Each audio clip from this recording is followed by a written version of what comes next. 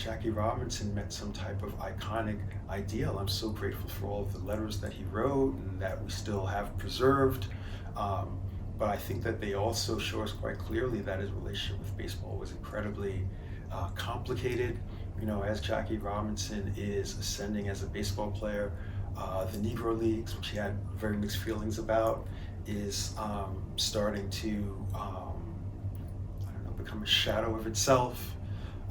Jackie is seeing an incredible wellspring of black talent come into Major League Baseball as well. But then there's the question of the mentorship that people received in the Negro Leagues that they may or may not have had in Major League Baseball when they're coming in young and untested. And I would imagine that Jackie Robinson, as he's kind of transitioning from being a baseball player into being a public figure and a private business executive, was wondering,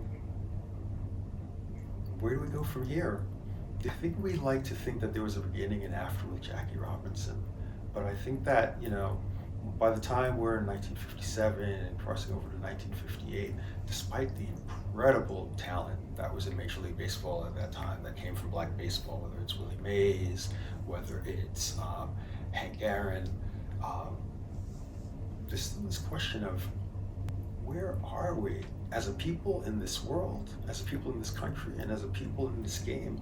And I think that that was something that gnawed at him quite a bit. You see it in his letters, you see it in Jackie Robinson's public experiences, and you see it in his desire still to be there, whether it's the March on Washington or any place else. He really made it his mission to be there, be part of the voice, not just of baseball, but the voice of an America going forward. He didn't want to be the voice of the past, and he didn't want to be a symbol for 1947.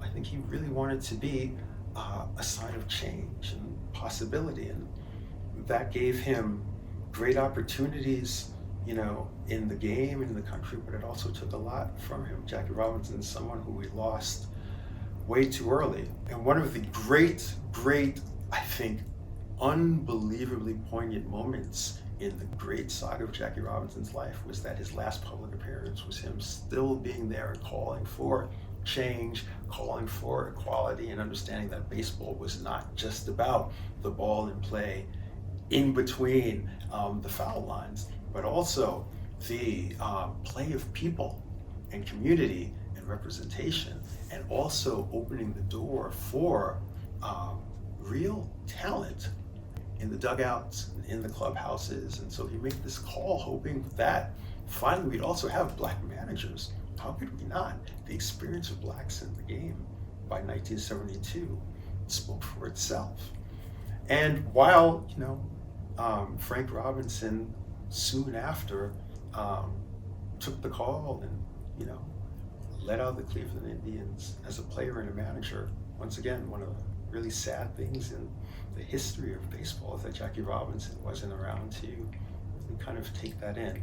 So it's another example of black baseball happening, calls for change happening, but also sometimes just not being able to have everyone that you want to be there, really savor the moment for what it was, which was an incredible change in the game.